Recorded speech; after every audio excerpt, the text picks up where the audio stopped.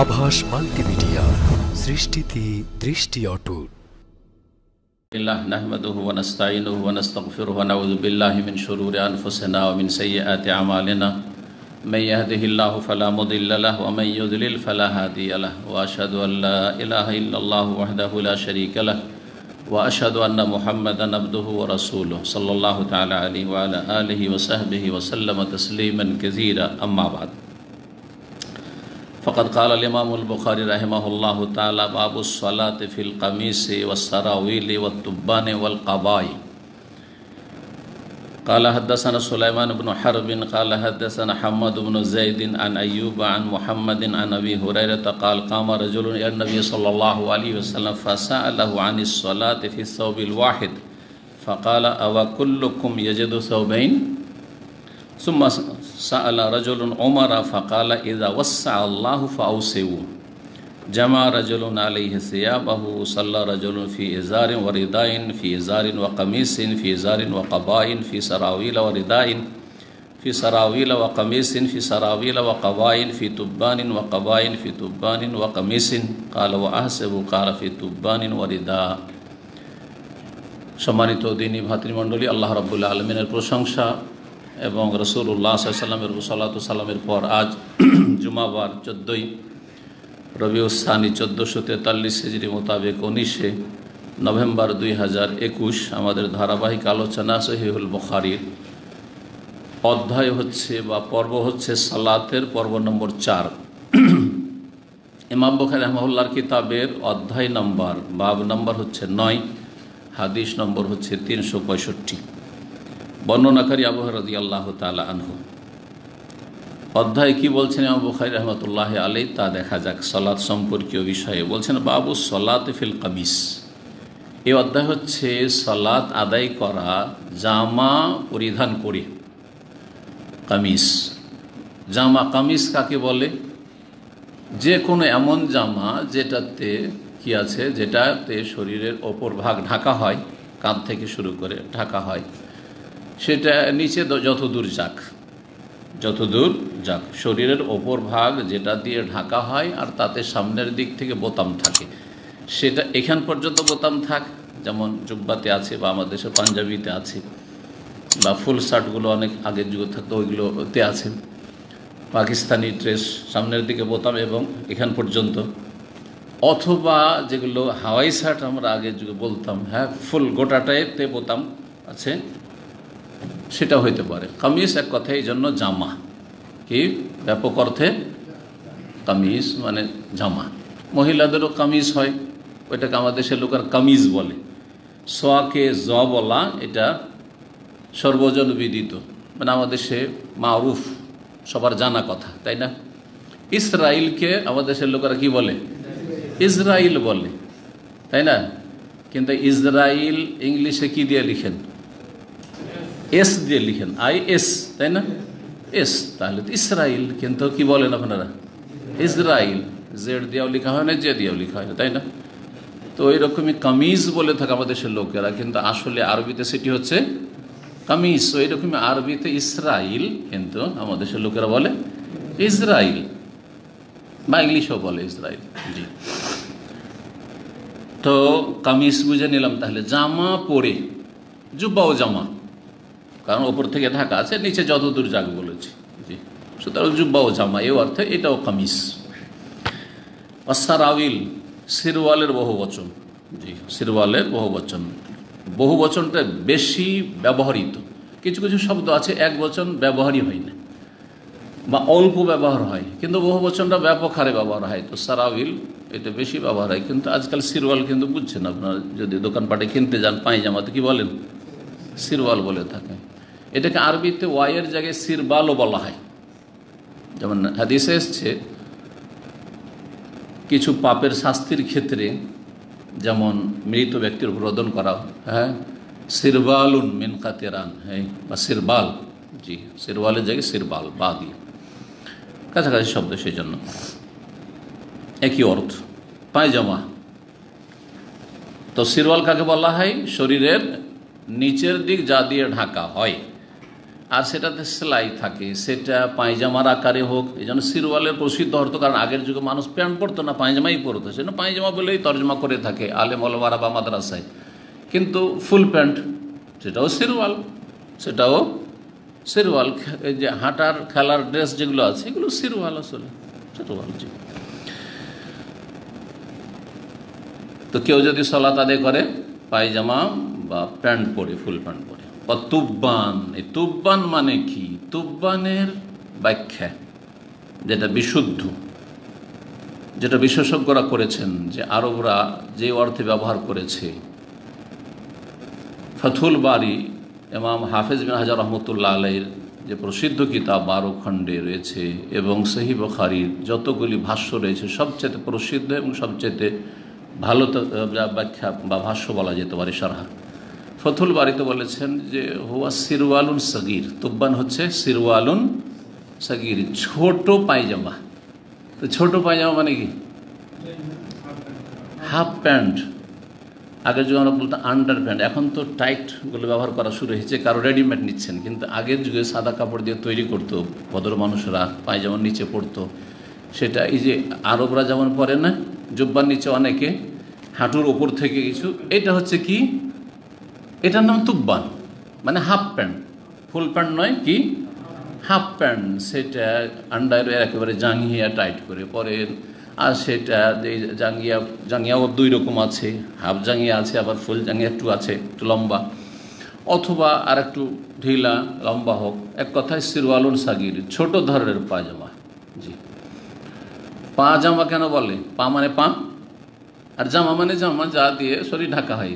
তো যা দিয়ে পা ঢাকা হয়, যা দিয়ে পা যুক্ত জামা, পায়জামা। জি। সন্ধি বিচ্ছেদ। তুব্বানের তাফসীর এইরকম রয়েছে ইমাম হাফিজ হাজারের কাছে। তারপরে হাদিসের ডিকশনারি, কোনদিন শুনেছেন যে হাদিসেরও ডিকশনারি আছে? হাদিসের কিতাবে যে মুশকিল শব্দগুলি এসেছে তারও কি আছে, অভিধান বা ডিকশনারি আছে।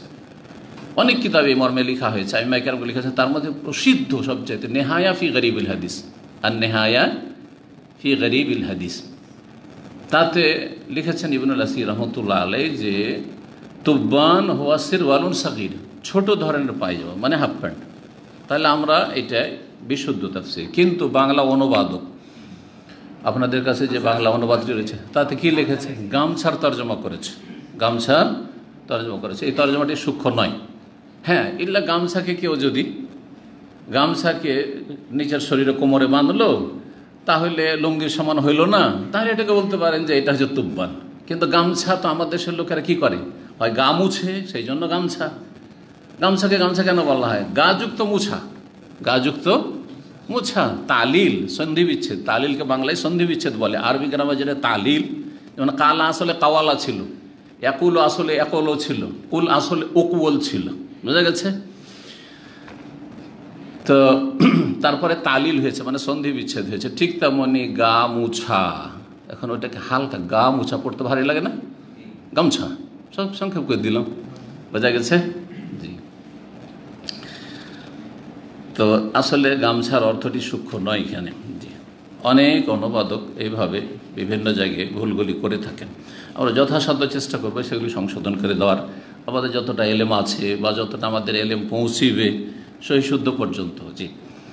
ওয়াল কাবা, কাবা, কাবা কোন জামা? কাবাকে উর্দু ভাষীরা চোগা বলে, কাবা। তাহলে কাবা কি জিনিস? কাবার সংজ্ঞাতে যেটা লিখেছেন ভাষ্যকারগণ, সেটা হচ্ছে যে এমন জামা, সেটাও জামা, শরীরের ওপর ভাগ থেকে পরা হয়, কিন্তু যার পিছন দিকে ফাটল রয়েছে, সামনের দিকে আমার জুব্বা বা আপনাদের জুব্বা যতগুলি আছে সেগুলোতে কি আছে? সামনের দিক থেকে ফাটল আছে, তাই না? সে বোতাম লাগা থাক, অথবা অনেকগুলো তো আছে একটু ফাটল থাকে কিন্তু বোতাম লাগা থাকে না, আছে না এরকম? সামনের দিকে ওটা কামিজ, কিন্তু পেছন দিকে যদি থাকে তাহলে ওটার নাম হচ্ছে কাবা। যেমন আমাদের সে মেয়েদের যে জামাগুলি, ফ্রকগুলি ব্যবহার হয়, সেটা পেছন দিকে ফাটল থাকে, থাকে না? থাকে না? জি হ্যাঁ। তো এইরকম জামাও আরবরা সেই যুগে ব্যবহার করত, যে পেছন দিকে ফাটল থাকতো মাথা ঢোকাবার জন্য। শাক্কুন আল্লাযী ফীহি শাক্কুন মিন খালফিহি, পেছন দিক থেকে যার ফাটল রয়েছে সেখানে বোতাম লাগানো থাক অথবা নাই থাক, এর নাম হচ্ছে কাওয়াতাহেলেতে, এগুলি পরিধান করে সালাত আদায় করার বিধান করতে পারে। শরীর ঢাকলে হলো, আসল হচ্ছে শরীর ঢাকতে হবে, যতটা ঢাকা আবশ্যক অবশ্যই আবশ্যক, আর যেগুলি হচ্ছে আবশ্যক নাই কিন্তু ঢাকা ভালো, সেটা ঢাকবেন, উত্তম বা সুন্নাত। এখন হাদিস দেখি। আবু হুরায়রা রাদিয়াল্লাহু তাআলা আনহু থেকে বর্ণিত, বলছেন কামা রাজুল ইলা নবী সাল্লাল্লাহু আলাইহি সাল্লাম, জনৈক ব্যক্তি নবী সাল্লাল্লাহু আলাইহি সাল্লামের কাছে দাঁড়ালেন, দাঁড়িয়ে জিজ্ঞাসা করলেন। তাহলে বোঝা যাচ্ছে যে দাঁড়িয়ে জিজ্ঞাসা করা জায়েজ। দাঁড়িয়ে জিজ্ঞাসা করা বিভিন্ন অনুষ্ঠানে আমাদের কি করে, দাঁড়িয়ে জিজ্ঞাসা করে। ছোটোখাটো অনুষ্ঠান আছে, অথবা ওখানে আপনার বসে জিজ্ঞাসা করলেও দেখতে পাচ্ছে, জিজ্ঞাসা যে করছে সেও দেখতে পাচ্ছে জিজ্ঞাসিত ব্যক্তিকে, এবং জিজ্ঞাসিত ব্যক্তি আমিও দেখতে পাচ্ছি, তাহলে বসে বসে জিজ্ঞাসা করেন, অসুবিধা নেই, বসে জিজ্ঞাসা করেন। কিন্তু অনেক লোক অথবা ওই যে বড় প্রোগ্রামগুলি আমাদের হয় দুবাই, সেগুলোতে করে কি একটা করে মাইক ধরিয়ে দিয়েছে প্রশ্নকারীকে, তো দাঁড়িয়ে যায়, দাঁড়িয়ে গিয়ে তখন জিজ্ঞাসা করে। তো দাঁড়িয়ে জিজ্ঞাসা করা তাহলে যাই যে এই মাসলা এই হাদিস থেকে আমরা ইস্তেমাদ করলাম, বেয়াদবি নয়। কেউ যদি বলে আপনি শেখ বসে আছেন, এলএম শিখতে হবে, বসে বসে আপনি দাঁড়িয়ে দাঁড়িয়ে কেমন জিজ্ঞেস করছেন, বলতে তো পারে কেউ, জায়েজ। দাঁড়ালেন জনৈক ব্যক্তি নবী সাল্লাল্লাহু আলাইহি ওয়াসাল্লাম উদ্দেশ্যে, ফাসআলাহু আনিস সালাতি ফিস সাবিল ওয়াহিদ, তারপরে নবী সাল্লাল্লাহু আলাইহি ওয়াসাল্লামকে জিজ্ঞেস করলেন একটি কাপড়ে সালাত আদায় করা সম্পর্কে, যে কেউ শুধুমাত্র একটি কাপড় পরিধান করে সালাত আদায় করতে পারবে কি না। এর আগে কিন্তু আমরা মাসলা নিয়ে আলোচনা গত সপ্তাহগুলোতে করেছি এই বিষয়টি, জায়েজ না জায়েজ নয়, সতর ঢাকলেই হলো, সতর ঢাকলেই হলো। বড় যদি থাকে তাহলে কি করতে হবে, কাঁধ সহ হাঁটু পর্যন্ত ঢাকতে হবে, আর যদি বড় না থাকে সংকীর্ণ থাকে তাহলে আপনার হাঁটু সহ ঢেকে নেন, না সে গেল। বড় থাকলে কাঁধ অবশ্যই ঢাকতে হবে। নবী সাল্লাল্লাহু কি বললেন, একটি কাপড়ে সালাত আদায় করা যাবে না যাবে না, এই প্রশ্নের উত্তরে বললেন আওয়াকুল্লুকুম ইয়াজিদু সাওবাইন, আচ্ছা তুমি যে প্রশ্ন করছো তো তোমাদের প্রত্যেকের কাছে কি দুই কাপড় আছে? তোমাদের প্রত্যেক ব্যক্তি কি দুইটি কাপড়ের মালিক? সবাই পাবে? সবার ঘরে নেই। তার মানে সেই যুগে অধিকাংশ লোকের কাছেই দুটো কাপড় একসাথে পরবে এরকম ব্যবস্থা ছিল না। এজারও আছে, লুঙ্গিরও ব্যবস্থা আছে, আর চাদরও আছে। চাদর আছে তো লুঙ্গি নেই, লুঙ্গি আছে তো চাদর নেই, অথবা কামিজ জামা আছে তো পায়জামা নেই, পায়জামা আছে তো জামা নেই। সুবহানাল্লাহ। এখন আছে এরকম কোনো গরিব লোক খুঁজে পাবেন যে শুধুমাত্র একটা লুঙ্গি আছে, ওপরে একটা গামছাও নেই? আছে? আমাদের সে গ্রামে গঞ্জের লোকেরা কি করে, নিচের লুঙ্গি পরে আছে, তারপরে গেঞ্জিও আছে, তারপরে গামছা পরে সালাত আদায় করতে আসে। এটা গ্রামের দৃশ্য, তাই না? তাহলে তিনটা কাপড় হলো তার কাছে, একটা গামছা, একটা গেঞ্জি, তারপরে একটা হচ্ছে লুঙ্গি। প্রত্যেকে কি তোমাদের দুটো কাপড় পাই? দুটো কাপড় নাই, সুতরাং জায়েজ জায়েজ। সুম্মা সাআলা রাজুলুন উমারা, তারপরে জনৈক ব্যক্তি উমর রাদিয়াল্লাহু তাআলা আনহুকে জিজ্ঞেস করলো, ফাকাল, এই বলে, ইযা ওয়াসাল ফাকালা, তখন উমর রাদিয়াল্লাহু উত্তরে বললেন, মানে এই প্রশ্নই করেছিলেন উমর রাদিয়াল্লাহু জামানে। তার নবী সাল্লাল্লাহু জামানে কি উত্তর ছিল? যে মানুষের অভাব আছে, সবাই কোথায় পাবে দুটো করে কাপড়, যে তুমি দুটো কাপড় কথা জিজ্ঞেস করছো? একটি কাপড় হলো তাতে সালাত হবে, সালাত পড়ো, কোনো অসুবিধা নেই। কিন্তু উমর রাদিয়াল্লাহু তাআলা আনহুর জামানায় সচ্ছলতা চলে এসছে, অধিকাংশ মানুষ অভাবমুক্ত হয়ে গেছে, বাইতুল মাল থেকে যথেষ্ট ধন সম্পদ দেওয়া হচ্ছে, বিতরণ করা হচ্ছে, জিহাদ ফি সাবিলিল্লাহ, গনিমত আর ফাইয়ের ধন সম্পদ আর খারাজ, বিভিন্ন রকমের জিজিয়া, বিভিন্ন রকমের ইনকাম সোর্স রয়েছে। দেশে তেমন কোনো গরিব লোক নেই, গরিব লোক থাকলে তার সরকার খরচ চালাচ্ছে, ভাতা দিচ্ছে। আজকে ইউরোপ, আমেরিকা, পশ্চিমা দেশে যারা বেকার, তাদের বেকার না খেয়ে মরে না, তাদের খাওয়া দাওয়া, বাসার ব্যবস্থা দেওয়া। এই করোনার যুগে কোনো কাজকর্ম নাই, সুতরাং তোমার যতটা লাগে সব দিচ্ছে। এটা অনেকে মনে করে, ও দেখো দেখো দেখো কত সুন্দর ওখানকার সিস্টেম। আরে 1400 বছর আগে যখন মানুষের মাঝে সভ্যতা ছিল না, তখন ইসলাম এই শিক্ষা দিয়েছে। আপনি তার কেন ইসলামের কেন প্রশংসা করছেন না? খোলাফে রাশেদিনের জমানার কেন প্রশংসা করছেন না? সেটাকে আপনি মডেল হিসাবে কেন নিচ্ছেন না? আপনি তো মুসলিম, আপনি কাফেরদের প্রশংসা করছেন যারা ইসলাম থেকে শিখেছে সভ্যতা, ইসলাম থেকে শিখেছে এই অর্থনীতি। জি, ওমর রাদিয়াল্লাহু তাআলা আনহুকে যখন জিজ্ঞাসা করা হইল কি কোনো ব্যক্তি এক কাপড়ে কি সালাত আদায় করতে পারবে, বললেন উত্তরে তিনি, ইযা ওয়াসাল্লাহু ফাউসেউ, যখন আল্লাহ রাব্বুল সঙ্গতি দিয়েছেন, মানে আল্লাহ তোমাদের রেজেককে প্রশস্ত করেছেন। ওয়াসাইওয়াসা মানে প্রশস্ত করা, আর্থিক সঙ্গতি। তোমাদের আল্লাহ যখন এই আর্থিক সঙ্গতি দিয়েছেন বা সচ্ছলতা দিয়েছেন, ফাউসেউ, সুতরাং তোমরাও সচ্ছলভাবে খরচ করো। আরে দুটো চারটা কাপড় আছে তো কেন একটা কাপড়ে সালাত আদায় করবে? তাহলে বোঝা যাচ্ছে আজকালকার জামানায় কেউ একেবারে নিম্নমানের কাপড়ে সালাত আদায় করবে, এটা পছন্দনীয় না, জায়েজ কিন্তু পছন্দনীয় না। কারণ ভালো ভালো কাপড় আছে, আমার এই রকম কাপড় আছে তো আমি লুঙ্গি পরে কেন মসজিদে যাব, তাই না? আমার কাছে জুব্বা আছে তো আমি গেঞ্জি গায়ে দিয়ে আর গামছা গায়ে দিয়ে কেন সালাত আদায় করবো? বুঝতে পারছেন না? এই যে অবস্থা। আল্লাহ যখন আল্লাহ তোমাদের আর্থিক সঙ্গতি দিয়েছেন বা সচ্ছলতা দিয়েছেন, ফাউসু, তোমরা প্রশস্ত করো নিজের জীবনটাকে, আর্থিক সচ্ছলতা প্রকাশ করো যে আল্লাহর নিয়ামত, আল্লাহ শুকরিয়া আদায় করছি, কিন্তু সেটা একটা সীমার মধ্যে থাকতে হবে। এমন নয় যে আমার টাকা আল্লাহ আমাকে দিয়েছে, আমার ছেলে মেয়েকে আমি কিনে দিচ্ছি, আমার ছেলে মেয়েকে ভালো ভালো খাওয়াচ্ছি, অসুবিধাটা কি? অথচ পাশের লোক খেতে পায় না। বর্তমান পরিস্থিতি এরকম, একটা পয়সা আল্লাহ রাস্তায়, মানুষ চিকিৎসা পাচ্ছে না, মানুষ মরে যাচ্ছে চিকিৎসা বেগর, মানুষ আপনার না খেয়ে মরে যাচ্ছে, মানুষের শীতের বস্ত্র নেই, আর আপনার বাড়িতে প্রতি বছরে আর প্রতি ঈদে বস্ত্রের শেষ নেই, আপনার কোথায় রাখবেন জায়গা পাচ্ছেন না, এক এক বাচ্চার পোশাক। নাজায়েজ কাজ এগুলো, এটা চলবে না।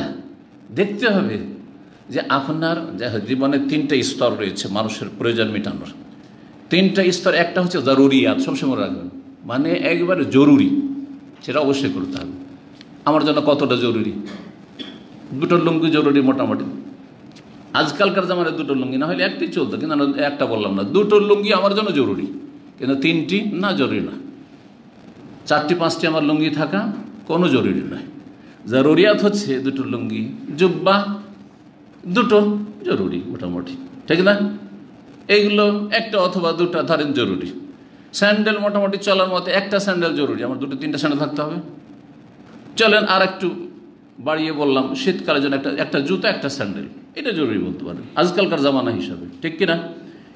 কিন্তু যদি চারটা পাঁচটা হয়, এক একটা জুতা 500 রিয়াল, হ্যাঁ, এক একটা জামা আপনার 250-300 রিয়াল, অথচ আশেপাশের লোকের খেতে পাচ্ছে না, আশেপাশের লোকের বস্ত্র নেই, বাড়ির নেই, গৃহহীন, জায়েজ না? না, মোটেই না। এমন মুসলিম হওয়া উচিত নয়। আর আপনি প্রায় ফাস্টফুড খাওয়াচ্ছেন, ছেলে মেয়েদেরকে ভালো ভালো হোটেল নিয়ে যে খাওয়াচ্ছেন, না না, এটা একজন মুসলিমের চরিত্র নয়। তো কি বললাম, জরুরিয়াত, জরুরিয়াত অবশ্যই করুন আপনি। আচ্ছা, আজকালকার যেমন একটা মোবাইলও জরুরি, মোবাইল জরুরি, যার শুধু টেলিফোন করতে হয়, রিসিভ করতে, তার জন্য ছোটো মোবাইলই যথেষ্ট, এটি জরুরি, দরকার নেই যে এই ফোন লাগবে। কিন্তু যার না আরও কিছু, আমার হোয়াটসঅ্যাপ, ইমো আরও কিছু লাগে, তখন এরকম একটা স্মার্টফোনের প্রয়োজন, এটাও জরুরি বলবো। কিন্তু সেটা ধরেন 1012 সিরিয়াল পাওয়া যাচ্ছে, 5000ও আছে, 3000ও আছে, 3000টা জরুরি? মোটেই জরুরি না। তাহলে দ্বিতীয় যে স্তরটি, জরুরি অবশ্যই করুন। তারপরে দ্বিতীয় স্তর যেটা, সেটা হচ্ছে হাজিয়াত। জরুরিয়াতের পরে হাজিয়াত, প্রয়োজন কিন্তু জরুরি না, প্রয়োজন কিন্তু জরুরি না। মাঝে মাঝে টেলিফোনটা একটু হ্যাং হয়ে যায়, ডিস্টার্ব করে, কিন্তু কাজ চলে যাচ্ছে, ঠিক আছে, একটু প্রয়োজন আরেকটু ভালো মডেলের ফোন, ঠিক আছে। মাঝে মাঝে এরকম একটা কাপড়ের বা এরকম ধরনের প্রয়োজন হয়ে যায়, মাঝে মাঝে বাসাতে এই ধরনের কিছু প্রয়োজন হয়ে যায়, তাহলে সেটা হাজিয়াত। যদি আল্লাহ সচ্ছলতা দেন, সচ্ছল, আর আশেপাশে না খেয়ে মানুষ মরে যাচ্ছেন না, তারও চলছে কিন্তু অভাবী আছে, তাহলে আপনার প্রয়োজনগুলি পুরা করুন, প্রয়োজনগুলি পুরা করুন, হাজিয়াত এটা। তৃতীয় স্তর যেটা, সেটা হচ্ছে কামালিয়াত, জীবনের পূর্ণতা, একদম পারফেক্ট। সবাই যেরকম খুব ভোগবিলাসের জীবনযাপন করছে, ওই রকম আমি আমার ছেলেমেয়েরও ভোগবিলাসের জীবনযাপন করুক না, এটা মোটেই পছন্দনীয় না। আজকাল অধিকাংশ মুসলিম, অমুসলিমদের কথা বাদ দেন, অধিকাংশ মুসলিম কামালিয়াতের পিছনে ছুটেছে। কামালিয়াতের মধ্যে হচ্ছে ভালো ভালো আতর রাখা, সুগন্ধি, ভালো ভালো স্প্রে, ভালো ভালো ক্রিম, দামি দামি, আর তো কত রকমের তেল আর মেকআপের ব্যবস্থা। আর কামালিয়াতের মধ্যে হচ্ছে যে আমার একদম নতুন মডেলের আইফোন থাকতে হবে, না হয় আপনার গ্যালাক্সি থাকতে হবে, সেগুলো নতুন নতুন যেগুলো আসছে, এগুলো কামালিয়াত। আজকাল যেসব মহিলারা চাকরি করে তাদের পয়সা দিয়ে কোনো পরিবারের ভরণ পোষণ হয় না, ইল্লা মাশাআল্লাহ। পুরুষরাও খানিকটা ওইদিকে ছুটেছে, কিন্তু মহিলাদের বিশেষভাবে যে যে চাকরি বাকরি আর ইনকাম যেগুলো, সেই দিয়ে কি হচ্ছে, শুধু এই কামালিয়াত তারা করে থাকে। দামি দামি পারফিউম, দামি দামি এই সেই, দামি দামি হোটেলে খাওয়া দাওয়া, চল আজকে অমুক হোটেলে একটা শুনেছি খুব ভালো খাবার হয়, চল একটা নতুন একটা ওখানে খুলেছে খুব ভালো খাবার, খুব টেস্টি, চল ওখানে চল, ওখান থেকে অর্ডার কর। আরে এখান থেকে খোবারে হাঙ্গার স্টেশনে যারা কাজ করে, হ্যাঙ্গার নাই 30 টাকা, কথা বোঝা গেছে। আর যেই কফিটা খাবে বা যে চাটা খাবে অথবা এই ধরনের কোনো খাবার, সেটার দাম হচ্ছে 10 টাকা। ওয়াল্লাহ শুনেছি, 10 টাকার জিনিস 30 টাকা প্লাস দিয়ে 40 টাকা খায়। আল্লাহ হারাম এগুলো। এই জন্য আল্লাহ নিয়ামত দেননি, এই জন্য আল্লাহ নিয়ামত দেননি। আস্তাগফিরুল্লাহ ওয়া আতুবু ইলাইহি। কখনো না। আপনাকে আল্লাহ দিয়েছেন, আপনি পাশে দেখেন, আশেপাশে কত লোক অসহায় রয়েছে, কত লোকের এখানে কাজ নেই, কত লোক একামা বানাইতে পারে না, কত লোক এখান থেকে টিকিট নেই, যেতে পারছে না, কত লোক কত অভাবে আছে। সেগুলো না করে আপনি এখানে ফুটানি মারাচ্ছেন। আউযুবিল্লাহি মিনাশ শাইতানির রাজিম। আল্লাহ যেন হেফাজত করেন। তাহলে 3টা স্তর বুঝতে পেরেছেন। জরুরি কাজগুলি অবশ্যই করুন। হাজিয়াত প্রয়োজন আছে, আল্লাহ দিয়েছে যথেষ্ট, আলহামদুলিল্লাহ ইনকাম আছে, আর আমি দান সাদকাও করছি, ওটাও ঠিক রেখেছি, ব্যালেন্স ঠিক রেখেছি, আর কিছু প্রয়োজনও পুরা করছি, একটু করেন, অসুবিধা নেই। মাঝে মধ্যে করেন, অসুবিধা নেই। জানেন, যারা ফ্যামিলি নিয়ে থাকেন তারা সমুদ্র বিচে যান না? এক লোকের সেই জামানায় বেতন আমার বেতনের চাইতে দ্বিগুণের বেশি। সেও একজন মৌলভী সাহেব, পাকিস্তানের। সে আমাকে টেলিফোন করেছে, 2004-05 ঘটনা। বলছে যে শেখ, পরিচিত মানুষ, ভালো একটা চাকরি করে, বলছে শেখ কিছু টাকা ধার দিতে পারবেন, কিন্তু তার সম্পর্কে আগে আমি অলরেডি শুনে নিয়েছি আমার উর্দুভাষী ভাইদের কাছে, যে ওকে কখনো ধার দিবেন না। ও যদি একবার ধার পেয়ে যায়, মৌলভী সাহেব ঠিক, কিন্তু ও আপনাকে যে পরেশান করে ছাড়বে, আপনি ভদ্র মানুষ, কখনো দেবেন না, না চাইলে দেবেন না, এত বদ চরিত্র। বলছে 500 টাকা দিয়ে আমি পরীক্ষা করেছি, একজন নিউ মুসলিম আমাকে বলেছিল। তা আগে থেকে আমি সতর্ক সাবধান ছিল, অলরেডি আমার কাছে নলেজ ছিল। আমি বলছি জাযাকাল্লাহ খায়ের। যখন চাইলো আমাকে, তো আমি বললাম যে আপনার বেতন আমার ডবল, আর আমার দেখেন বাচ্চা, তখন প্রায় আমার 9টা ছিল না, কিন্তু 7টা বা 6টা তো ছিলই, 5টা-6টা ছিল মোট কথা, মনে নেই ঠিক। তো আমার এত বড় সংসার, তো আপনাকে কি করে আমি ধার দিতে পারি? অথচ আমি ইচ্ছা করলে আলহামদুলিল্লাহ আমি এমনভাবে জীবনযাপন করি, যে কোনো 500 টাকা আমি ধার দিতে পারবো, কিন্তু জানি যে একে দিলে আর ফিরে আসবে না, মুশকিল আছে। তা আমি বললাম কী করে দিতে পারি বলেন দেখি। তো পরে ওর খবর নিলাম যে এই লোক এত টাকা বেতন পায়, ধরেন 3.5 থেকে 4,000 যদি বেতন পায়, চিন্তা কম নাকি, এতটা রিয়াল। তো সে যদি ধার চায়, কেন ধার চায়? তো অন্য যারা আরও মানে তার সাথে সম্পর্ক রাখে, জিজ্ঞেস করলাম ব্যাপারটা কি। বলছে যে ও যখন কনিসে যায় ফ্যামিলি নিয়ে, তখন গেল সুপার মার্কেটে, সেখান থেকে পানি কিনবে, তারপরে ওই আপনার প্রত্যেকের জন্য একটা করে 7 আপ বা ওই ধরনের, এই যে বড় বোতল না, যে ফ্যামিলির জন্য একটা বড় বোতল কিনে নিলি 7 আপের, না এইরকম না, প্রত্যেকের জন্য পেপসি 7 আপ আলাদা আলাদা, ওই যে আপনার কি এইগুলো বলে স্টিলের না কিসের, অ্যালুমিনিয়ামের, সেগুলো। চিন্তা করেন, এইভাবে জীবনযাপন করে। আমরা জীবনে করি না এরকম। যদি নিয়ে একটা বড় লাবান নিলাম, প্রত্যেকের জন্য আলাদা নয়, একটা বড় কিছু নিলাম, অথবা নিলাম না, বাসা থেকে কিছু তৈরি করে নিয়ে গেলাম, বাসার নাস্তা করলাম, বোঝা গেছে। ভালো ওই রকম হোটেলে যাওয়ার কোনো প্রয়োজন করে না, আমরা বাসায় তৈরি করে খাবো। জি, যেটা 5 রিয়ালে তৈরি হবে বাসাতে, সেটা ওখানে আমাকে 25, 30, 50 রিয়াল লাগবে বাইরে হোটেলে, ইত্যাদি। দেখেন তৌফির এটাকে বলা হয়। তো দেখেন, মানুষ নিজে অভাব তৈরি করে নেয়। তো এইরকম চরিত্র ভালো না। আল্লাহ যেন বুঝার তৌফিক দান করেন। কথা অন্যদিকে গেছে, কিন্তু কিসের জন্য জরুরি আপনাদের লাইফে, কারণ অনেকে চলতে জানে না, অনেকে খরচ করতে জানে না, অনেকে গরিবদের দেখাশোনা করেন না, শুধু নাফসি করতে থাকে জাহান্নামের মতো, খালি হালমিম মাজিদ, আর কোথায় পয়সা আছে, জি, এই কারণে শুধু। তো ওমর রাদিয়াল্লাহু তাআলা জামানায় যখন আল্লাহ রাব্বুল আলামিন নিয়ামতের দ্বারকে প্রশস্ত করলেন, তখন তিনি বললেন যে আল্লাহ দিয়েছেন, সুতরাং এক কাপড়ে না, 2 কাপড়ে পরো। কেন এক কাপড়ে তোমরা সালাত আদায় করবে? বলছেন যে জামা রাজুলুন আলাইহি সিয়াবাহু, নবী সাল্লাল্লাহু আলাইহি ওয়াসাল্লামের আমলে যেই অভ্যাসটা ছিল বা যে জীবনযাপনটা ছিল, জীবনের মান ছিল, কোন ব্যক্তি নিজের একটি কাপড় শরীরে জড়িয়ে নিত। জামা আলী সিয়াবাহ মানে এটি, কিন্তু অনেক অনুবাদকরা ভুল করেছে। একটা কাপড় দিয়ে গোটা শরীর ঢাকতে হবে, কাঁধ থেকে শুরু করে হাঁটু পর্যন্ত শরীরে জড়িয়ে নিত। জামা মানে ইলতাহাফা। আবার কেউ ছিল যার কাছে দুটো কাপড় আছে, কিন্তু কি ধরনের দুটো? সাল্লার জুলফি এজারিন ওরে দাইন। কোন ব্যক্তি সালাত আদায় করতো একটি লুঙ্গি একটি চাদর, লুঙ্গি নিচে আর উপরে একটা চাদর, এহরামের কাপড়। আমাদের দেশের মানুষরা মনে করে এহরামের কাপড় শুধু এহরামে ব্যবহার করবেন। কত লোক যে মাসলা জিজ্ঞাসা করে, উমরা করে চলে এসেছি, এখন এক্সিট চলে যাবো, তো কাপড়টা কি করব? আপনি নিয়ে যান দেশে, নিয়ে যাওয়ার পরে বেডশিট বানান, না হলে আপনার পাঞ্জাবি বানিয়ে নেন, না হলে আপনি ওটাকে চাদর করে ব্যবহার করেন, গামছা করে ব্যবহার করেন, যা ইচ্ছা তাই করে ব্যবহার করেন। মানুষ মনে করে এত পবিত্র কাজ করেছি, হজ উমরা করেছি, আমি এহরামের কাপড় দিয়ে এটা আবার অন্য কাজে ব্যবহার করব। তো এহরামের কাপড়ই আছে আপনার কাছে, ওইটি দিয়ে আপনার চলবে, কেন চলবে না? আবার কেউ ফি এজারিন ওয়া কামিসিন, লুঙ্গি আছে আর জামা আছে। লুঙ্গি আছে একটা, আর একটা আছে হাফ শার্ট আছে। জি হ্যাঁ, ফি এজারিন ওয়া কাবা, কারো কাছে লুঙ্গি আছে আর একটা কাবা আছে। কাবা কি বললাম?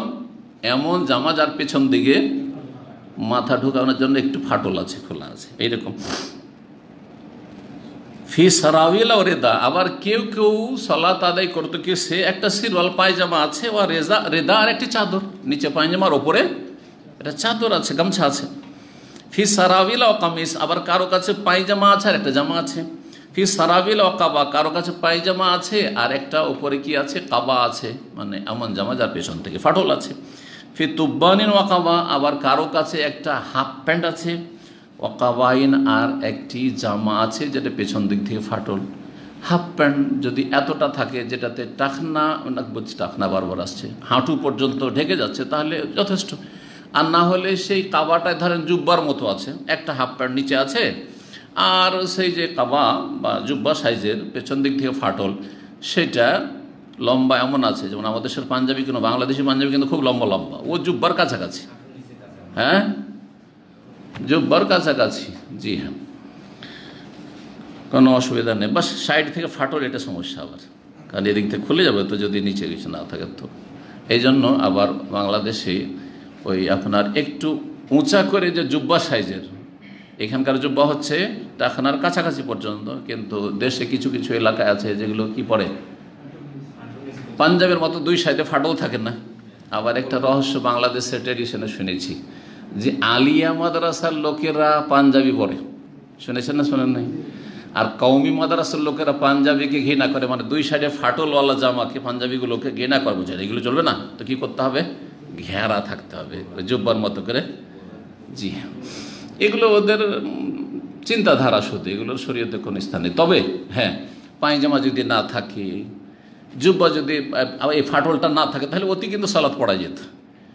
কিন্তু ধরেন আপনার ফাটল থাকলে লজ্জাস্থান খোলার ভয় আছে, যদি নিচে কিছু না থাকে, সুতরাং তখন পায়জামা জরুরি অথবা লুঙ্গি জরুরি হয়ে যাবে, এই পার্থক্য আছে। এমনিতে শরীয়তে কোনো পার্থক্য নেই, কাপড়ের উপর কাপড় আছে, সে ফাটলওয়ালা পাঞ্জাবি পরেন অথবা জুব্বা সাইজের পরেন, যা ইচ্ছাতেই পরেন, অসুবিধা কি, যেহেতু সতর ঢাকা আছে। বলছেন আবার কেউ সালাত আদায় ফি সারাবিল ও কামিস, পায়জামা আছে আর জামা আছে। ফি সারাবিল ও কাবা, পায়জামা আছে আর কাবা আছে। ফি তুব্বান ও কাবা, অথবা হাফ প্যান্ট আছে আর কাবা আছে। ফি তুব্বান ও কামিজ, হাফ প্যান্ট আছে আর জামা আছে। কালা ও আহসেব কাল, আমার ধারণা হচ্ছে যে এইটাও বলেছেন, কারো কাছে হাফ প্যান্ট আছে ও রেদা এবং চাদর আছে, হাফ প্যান্টের চাদর। তো যেমনটা বললাম, হাফ প্যান্টের চাদর যদি হয় তাহলে এমন হাফ প্যান্ট হইতে হবে যেটাতে হাঁটু ঢেকে যাচ্ছে, মানে রান ঢেকে যাচ্ছে, হাঁটু পর্যন্ত হলেও চলবে।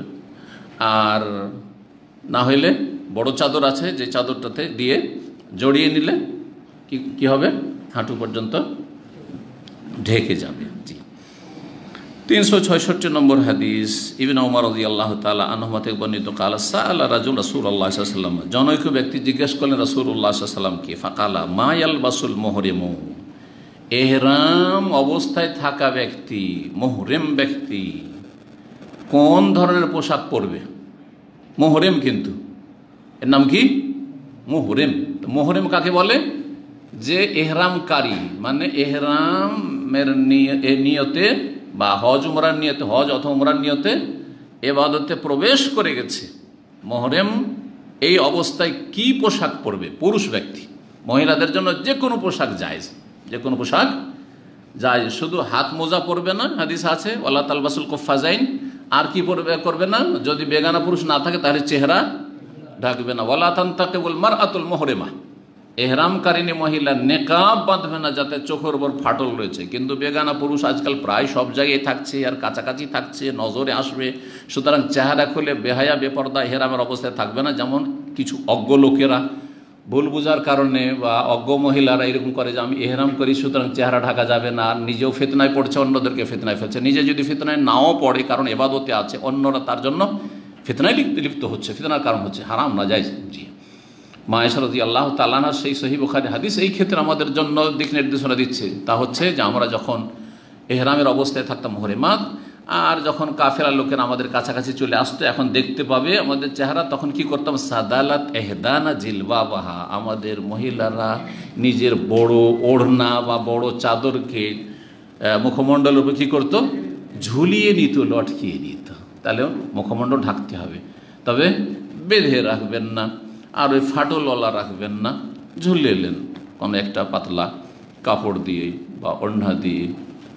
জি, চেহারা ছুঁয়ে গেলে কোনো অসুবিধা নেই, কারণ অনেক চেহারা ছুঁইতে হবে না। সুতরাং দেখেছেন হজের মৌসুমে যারা গিয়েছেন দেখেছেন কিছু কিছু দেশের মহিলারা আসে, মাথায় একটা টুপি পরে আসে, এইভাবে টুপিটা থাকে, যাতে করে টুপির ওপর দিয়ে যখন এইটা থাকবে চোখের উপরে, মানে ওই পাতলা কাপড়টা থাকবে, তখন যাতে চেহারা স্পর্শ না করে কাপড়টা। এটাও তাদের ভুল বোঝা, না, এটা উদ্দেশ্য নেই, এটা উদ্দেশ্য নেই। মহিলাদের আসল এহরাম চেহারাতে, সুতরাং চেহারার ওপর এমন ছোট কাপড় বেঁধে রাখবে না যেটাতে নেকাব, নাকব মানে ছিদ্র, নাকবুন মানে হচ্ছে ছিদ্র, তো চোখের ওপরে ছিদ্র, এখানে একটা ফাটল, এখানে একটা ফাটল, অথবা ফাটল আছে, এইরকম কাপড় পরবে না। কিন্তু সামনে পাতলা কাপড় যাতে ঝুলিয়ে নেবে, যাতে রাস্তাও দেখতে পায়, আর বেহায়া বেপর্দা না হয়, আর কেউ ফিতনায় না পড়ে, এবং শরীয়তের বিধান মেনে চলতে পারে এই অবস্থাতে। পুরুষদের ক্ষেত্রে সেলাইকৃত কাপড় পরা যাবে না, সেলাইকৃত কাপড় পরা যাবে না। সেলাইকৃত বলতে উদ্দেশ্য হচ্ছে এমন কাপড় যেটা শরীরের গঠনে তৈরি করা হয়েছে। ভালো করে শুনে নিন, কারণ অনেকে বুঝে না। সুতরাং বেল্টের সেলাই আছে, মাসলা জিজ্ঞাসা করে যে বেল্টতে সেলাই আছে, এটা পকেট সেলাই করা আছে, তাই না? সুতা আছে, না না না, এরকম না। অথবা আপনার একটা এহরামের কাপড়, আর এহরামের কাপড় একটু ছিঁড়ে গেছিলো, সে যেটা রিফু করেছে, বলছে এটা তো সেলাই করা আছে। এটা উদ্দেশ্য কি? এটা উদ্দেশ্য নয়, কিন্তু উদ্দেশ্য হচ্ছে শরীরের গঠনে যা তৈরি করা হয়েছে। সুতরাং এমন কাপড় যদি হয় যেটাতে একটা কোনো সেলাই দেখতে পাচ্ছেন না, আর মেশিনের মাধ্যমে তৈরি করেছে শরীরের গঠনে, ধর গেঞ্জি, গেঞ্জিতে কোনো জায়গায় সেলাই নাই, একবার গোটাটা এভাবে তৈরি করেছে, হইতে পারে এরকম কিছু কাপড় আছে, সেটাও চলবে না। তো উদ্দেশ্য হচ্ছে শরীরের গঠনে যেসব পোশাক তৈরি করা হয়ে থাকে, গেঞ্জি হোক, আর ফুল প্যান্ট হোক, হাফ প্যান্ট হোক, বা পাঞ্জাবি হোক, আর জুব্বা হোক, সেলাই করা কাপড় শরীরে পরা যাবে না। তো ওই কথাটি এখানে বলছেন, যে কথাটি বলছিলাম যে এই মোহরেম আর মাহরাম, মোহরেম আর মাহরাম এই দুটো শব্দে অনেকে পার্থক্য করেন না, অনেক লেখক পার্থক্য করেন না। আমি একজন জেনারেল লাইনে শিক্ষিত, আমাদের দেশে কিছু লেখক আছে যারা আবেগী লেখক, মানে কোনো আলেম না, কিন্তু ইসলাম সম্পর্কে সে বড় রাইটার হতে চায়, লেখক হতে চায়। এইরকম লোকেরা অনেকেই কিন্তু হজের ওপর বই লিখেছে, ওমরার বই লিখেছে। আর বিভিন্ন বাংলা বই আমার চোখের সামনে যখন এসেছে আমি দেখেছি, তো ওতে লিখছে যে এই আপনার মাহরাম আর মোহরেম। তো মাহরাম মানে কি এখন আপনাদের জিজ্ঞেস করি, তারপরে আমি নিজে ব্যাখ্যা করব। এমন পুরুষ ব্যক্তি যার সাথে স্থায়ীভাবে কোনো মহিলার বিবাহ হারাম বা নিষিদ্ধ, সেই ব্যক্তি মাহরাম, অথবা স্বামী। একজন মহিলার জন্য তার স্বামী মাহরাম, আর না হলে তার এমন ঘনিষ্ঠ আত্মীয় যার সাথে তার চিরকাল বিয়ে হারাম, বাপ, ছেলে, আপন ভাই, বই মাতৃ ভাই, বই পিতৃ ভাই, দুধ ভাই, হ্যাঁ, আপন চাচা, শুধু চাচা বললে হবে না, আপন মামা ইত্যাদি এইভাবে যেগুলো আছে এগুলো মাহরাম। কিন্তু দুলাভাই মাহরাম, বিয়ে করা তো হারাম। দুলাভাইকে বিয়ে করা যাবে? কে বললো যাবে? আপনার স্ত্রী বেঁচে আছে, বিয়ে করেন তো দেখি। জায়েজ? ওয়ান তাজমাউ বাইনাল উখতাইন, আল্লাহ কোরআন স্পষ্ট বলেছে দুই বোনকে একসাথে একত্রিত করা হারাম, আল্লাহ বলছেন। আর বলছে যাবে।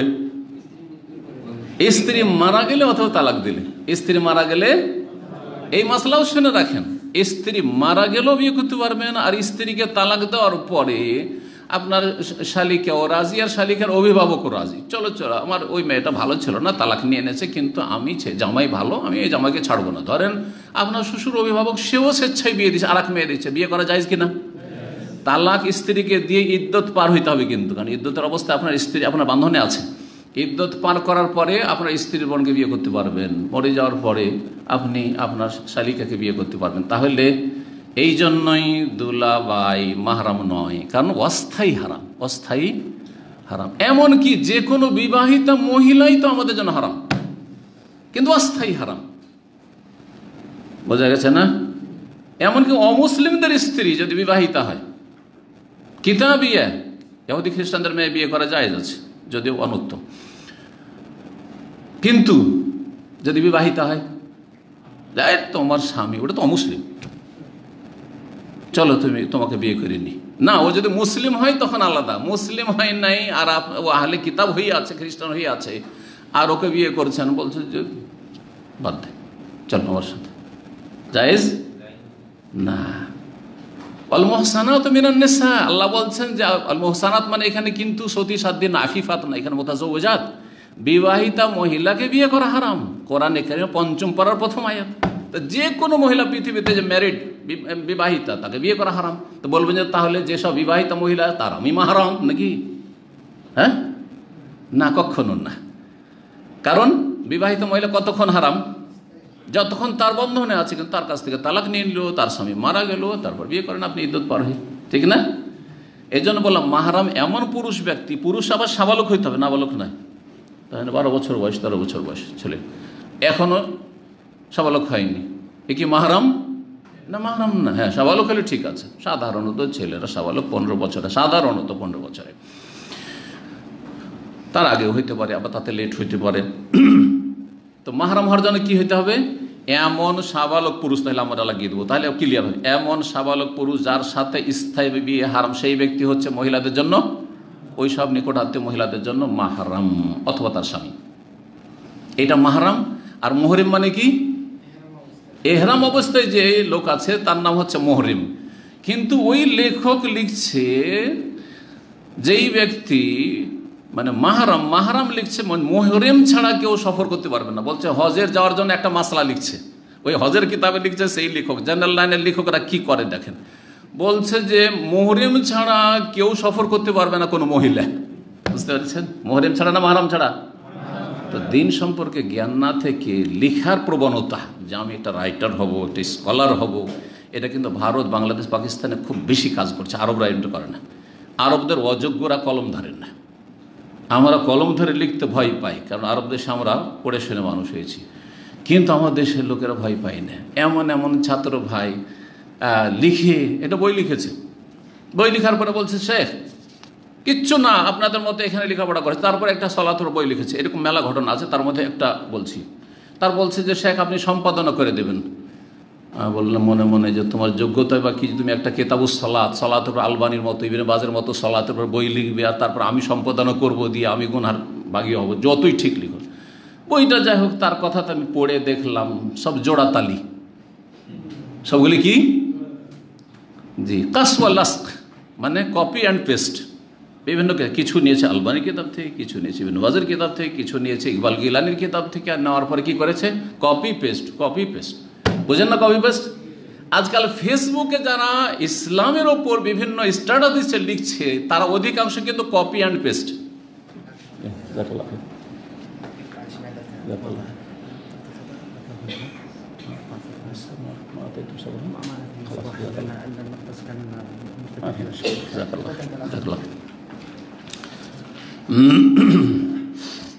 কি বলছিলাম? আলোচনা শেষে একটি বিষয় আছে, মনে করিয়ে দেবেন যে উনি কী বলেছেন, নাহলে আমি বলে যাব, এখন বলবো না। তো যাই হোক, কি বলছিলাম বিষয়টি, এইরকম বই লিখবেন না, এইরকম বই লিখবেন না, আপনার এলমি যোগ্যতা নেই। আর বই লিখলে কি করবেন, ওই মুহরিমকে মাহরাম, মাহরামকে মুহরিম বানিয়ে দিবেন। কথা হয়েছে?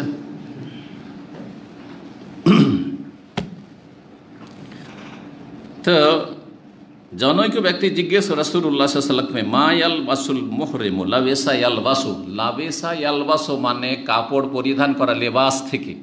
আর লাবাসা ইয়ালবেসু মানে আব্দুল আজিজ, হ্যাঁ কি কি কি বলছে, আস্তে করে বুঝছেন? হ্যাঁ না, তো লাবেসা ইয়ালবাসু এটা সামি আসমা থেকে, ওর মানে হচ্ছে পরেছে, পরিধান করা লেবাস। কিন্তু লাবাসা ইয়ালবেসু দারাবা ইয়াদরিবু থেকে খালাতা, ঠিক আছে, মিক্স করে দেওয়া। ইলতিবাস, আল্লাযীনা আমানু ওয়া লাম ইয়ালবিসু ঈমানাহুম বিযুলম, যারা ঈমান নিয়ে আসলো এবং তাদের ঈমানের সাথে জুলমকে মিক্সচার করলো না, জুলমের সংমিশ্রণ ঘটালো না। তাহলে লাবাসা ইয়ালবিসু মানে সংমিশ্রণ ঘটানো, আর লাবেসা ইয়ালবাসু মানে পোশাক পরিধান করা। কোথা থেকে কোথায় চলে গেল অর্থ, একটা ফাতা আর কাসরার জন্য। এটা হচ্ছে আরবি ভাষা। আর আপনি ইসলামের উপর লেখা শুরু করবেন, অথচ না নাহু বুঝেন, না সার্ফ বুঝেন, না বাপ বুঝেন, না সেগা বুঝেন, কথা বোঝা গেছে। ফতোয়া দেওয়া শুরু করছেন আজকাল জেনারেল লাইনে 2-4টা অক্ষর পড়ে। আর তারপরে আমি যখন বললাম যে জেনারেল লাইনে পড়া লোকদের ফতোয়া দেওয়া জায়েজ নাই, তো কত লোক যে আমাকে প্রশ্ন করলো, শেখ এটা কেন বললাম, যে এটাই জন্য বললাম, তোমাদের বুঝে আসে না। কারণ অল্প পানিতে যে মাছ থাকে বেশি ফুটুং ফুটুং করে লাফায়, আর মনে হয় যে কত যে মাছ আছে। আর এই যে সাগরের পাশে গেলে এত মাছে ভরা, এত মাছে ভরা, যে প্রতিদিন হাজার হাজার মন আর টন মাছ উঠাচ্ছে, তবু মাছ কমছে না। কিন্তু কয়টা মাছ আমরা লাফানি দেখতে পাই, ফালদাও দেখতে পাই, বুঝতে পেরেছেন না? না, অল্প বিদ্যা ভয়ঙ্করী। জি, নিম মোল্লা খাতরা ইমান, আর নিম হাকিম খাতরায় যান, এটা উর্দুতে একটা প্রবাদ আছে। যদি অল্প পড়া লোক মুফতি মোল্লাহে বসে, তাহলে খাতরা ইমান, আপনার ইমান সর্বনাশ করবে। আর আমাদের সমাজে অধিকাংশ মসজিদের ইমাম আর মুফতি, তাদের কোরআন হাদিসের জ্ঞান নেই, কিন্তু ফতোয়াতে খালি হাতে ফিরাবে না। এসেছেন আপনি আমার কাছে, কি করে আপনাকে খালি হাতে ফিরিয়ে দেবো, কিছু দিয়েই ফিরাবে, থাক আর না থাক কিছু ধরিয়ে দেবে কিছু, কথা বুঝতে, যার ফলে আপনার ইমানের জন্য বিপজ্জনক তারা। আর নিম হাকিম খাতরায় যান। আর যে কুয়াক ডাক্তার হয়, আর তার কাছে আপনি ক্যান্সারের সমস্যা নিয়ে গেলেন, আপনি আর ব্লাড প্রেশার আর সুগারের সমস্যা নিয়ে গেলেন, কি থেকে কি দিয়ে দিল, আরও মেরে ফেলে দিল। খাতরায় যান, জীবনের খাতরা, কথা বোঝা গেছে? জি, সাবধান। জি, আল্লাহ যেন বোঝার তৌফিক দান করেন। মুহরিম কি পরবে? কারণ লা ইয়ালবাসুল কামিস, জিজ্ঞাসা কি ইতিবাচক, মুহরিম কি পরবে? আর উত্তর হচ্ছে নেতিবাচক, নেগেটিভ। কেন? তাহলে তর্জমাটা করি, তারপর বলবো। লা ইয়ালবাসুল কামিস, মুহরিম ব্যক্তি জামা পরবে না। জামা বলতে বোঝা যায় শরীরের ওপর ভাগে এমন কাপড় পরবে না যেটা জড়ানো, সেটা।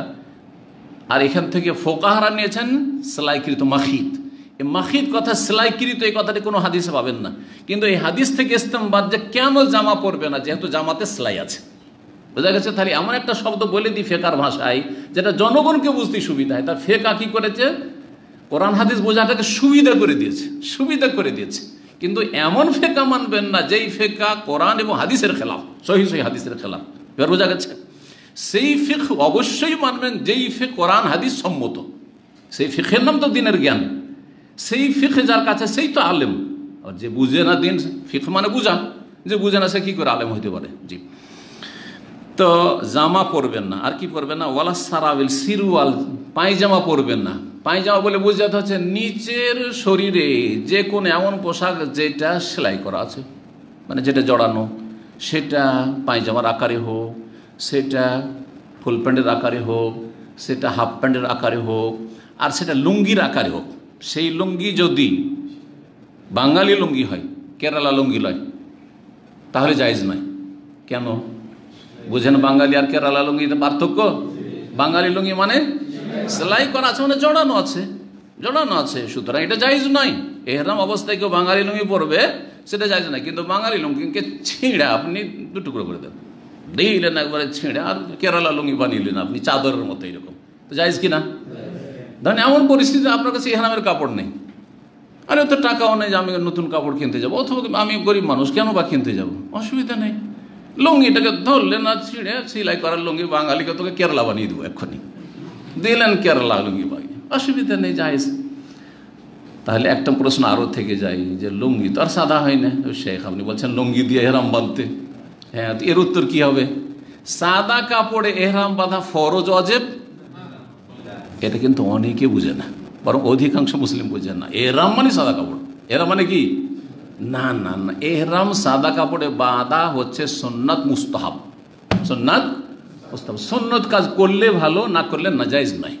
সুতরাং কেউ একবারে বিভিন্ন রঙের লুঙ্গি, চমকদার লুঙ্গি, আর সেটা সেলাই করা নয়, সেটাতে যদি এহরাম বাঁধা নেয়, জায়েজ কি না?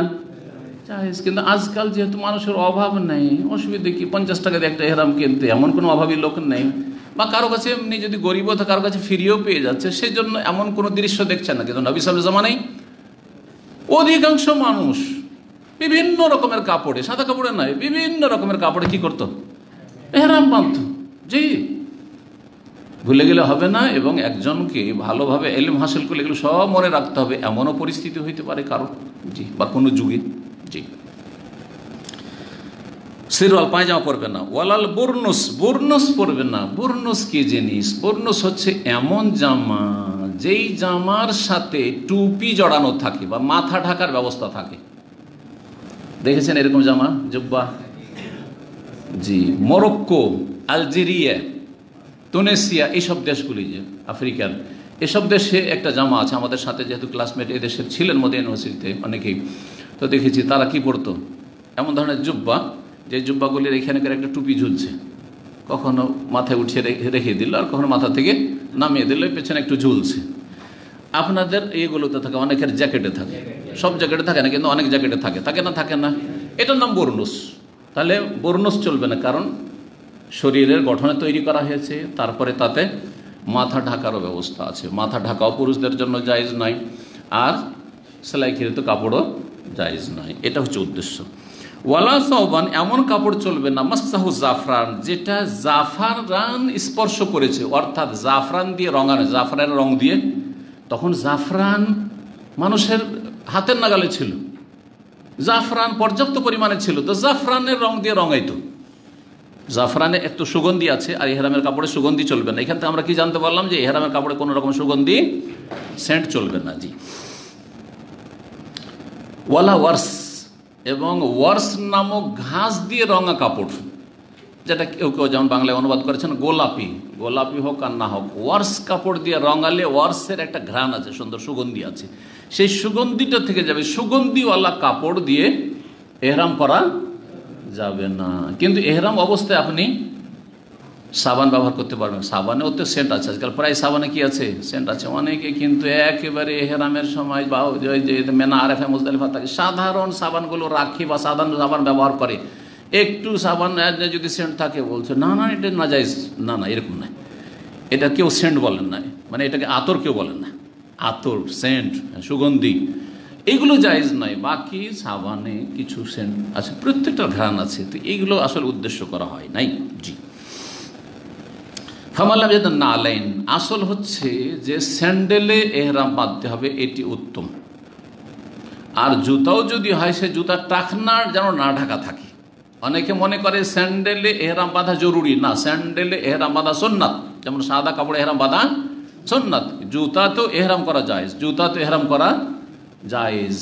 অনেকেই বলে, কদিন আগে একজন জিজ্ঞেস করছে, শেখ আমার স্যান্ডেল আছে কিন্তু পেছন দিক থেকে তো একটুই করা আছে, মানে ওই যে কিছু বাংলাদেশি স্যান্ডেলগুলো আছে স্যান্ডেলের মতোই, কিন্তু পেছন দিকটা ঢাকা আছে একটু, কিন্তু টাকনা খোলা আছে, তো এটাতে তো জায়েজ নয়। ও নিজেই বলছে এটাতে জায়েজ নয়। বলে কে বললো জায়েজ নয়? বলে পেছনটা নাকি খোলা থাকতে হবে। বলছে কোনো হাদিসে তো পাইনি যে পেছন ঢাকা না, পেছন খোলা থাকতে হবে। হ্যাঁ, টাকনা ঢেকে না যায়, টাকনা ঢেকে না যায়। অধিকাংশ জুতাগুলি টাকনার নিচে, দেখেন আপনাদের জুতোগুলি দেখেন, যারা জুতো পরে সব টাকনার নিচে, কিন্তু তো টাকনার নিচে যদি জুতো থাকে আর জুতো তেহরা বাঁধেন, জায়েজ। কথা বোঝা গেছে?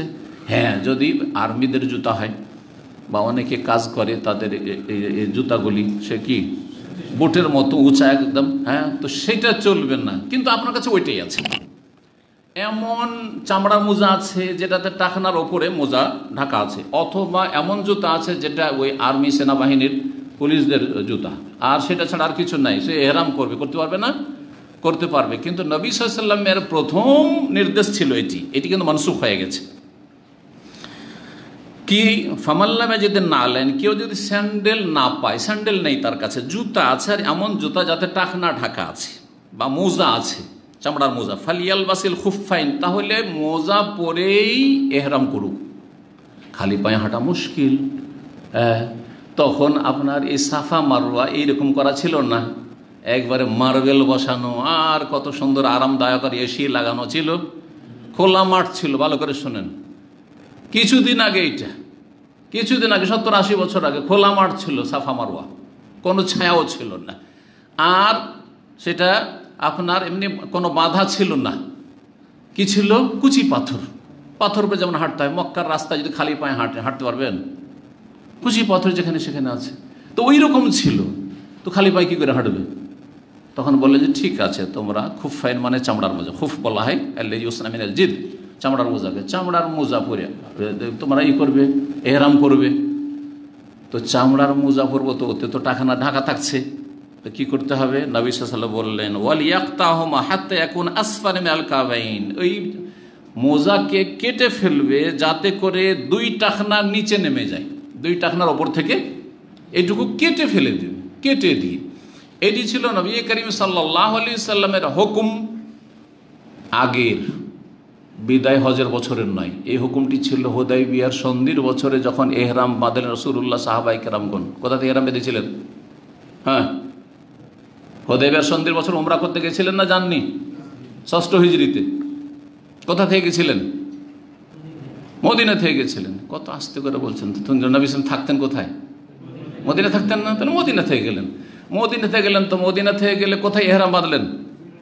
জুলহুলাইফা, যেটা আবিয়ারে আলী বলছেন নতুন নাম, মানে মসজিদ নবী থেকে 10 কিলোমিটার দূরে, এখনো মদিনা শহরের ভিতরে, ওখান থেকে এহরাম বাঁধলেন। এহরাম যখন বাঁধতে গেলেন, তো অনেক সাহাবীকে দেখলেন যাদের কাছে স্যান্ডেল নেই, হয় খালি পায়ে যেতে হবে, এত দূর খালি পায়ে যাওয়া খুব মুশকিল, 400 কিলোমিটারের বেশি রাস্তা, আর না হলে মোজা পরিধান করে। তো মোজা পরিধান করে, তো মোজাতে তো টাকনা ঢাকা, টাকনার উপরে মোজা যেমন থাকে, আর চামড়ার মোজা, তাহলে এমনিও পায়ে মোজা চলবে না এর অবস্থায়। কেন? শরীর, আচ্ছা মোজাতে তো সেলাই নাই, কোথাও সেলাই আছে নাকি? দেখেছেন মোজাতে কোথাও সেলাই করা আছে? এটা উদাহরণ, একবারে বাস্তব উদাহরণ। তো এই সেলাইকৃত কাপড় বলতে শরীরের গঠনে যেটা তৈরি করা হয়েছে, আর মোজা শরীরের পায়ের গঠনে তৈরি করা হয়েছে, যেন মোজা পরা জায়েজ এর অবস্থায়, পুরুষদের জন্য নয়। মহিলারা এর অবস্থায় মোজা পরবে, হাতের মোজা পরবে না, পায়ের মোজা পরবে। তো নবী সাল্লাল্লাহু আলাইহি ওয়াসাল্লামের কাছে এরকম সমস্যা আসলে যে অনেকের হয় খালি পায়ে যেতে হবে, আর না হলে এরকম মোজা পরে এহরাম বাঁধতে হবে, জুতা নেই, স্যান্ডেলও নেই, তাহলে কি করবে? বললেন যে কেটে ফেলো, টাকনা নিচে থেকে কেটে তাকে কি করে বানিয়ে নাও, স্যান্ডেল বানিয়ে নাও, বা টাকনার নিচে পর্যন্ত জুতার মতো করে নাও। জি, এই হুকুমটি ছিল হুদায়বিয়ার সন্ধির বছরের, কিন্তু নবী সাল্লাল্লাহু আলাইহি সাল্লাম থেকেই প্রমাণিত। বিদায় হজের সময় বলেছিলেন ফামাল্লামে যদি না আলাইনে, কারো যদি জুতো স্যান্ডেল না থাকে, ফালিয়াল বাসিল খুফাইন, তাহলে 2টো মোজা পরিধান করে এহরাম করে নিক। ওইখানে কাটার কথা বলেননি, ওই হাদিসে কিন্তু কাটার কথা বলেননি। এই জন্য এই ক্ষেত্রে সঠিক মত হচ্ছে যে নবী সাল্লাল্লাহু আলাইহি ওয়াসাল্লামের পরের হুকুমটি হচ্ছে নাসেখ, রহিতকারী, আর আগের হুকুম যেটা যে মোজাকে কেটে টাকনা নিচে নামিয়ে দিতে হবে, এটি হচ্ছে মানসুখ, রহিতকৃত। সুতরাং কারো যদি এরকম পরিস্থিতি হয়, এই হাদিস উপর আমল করতে হবে না। এখানে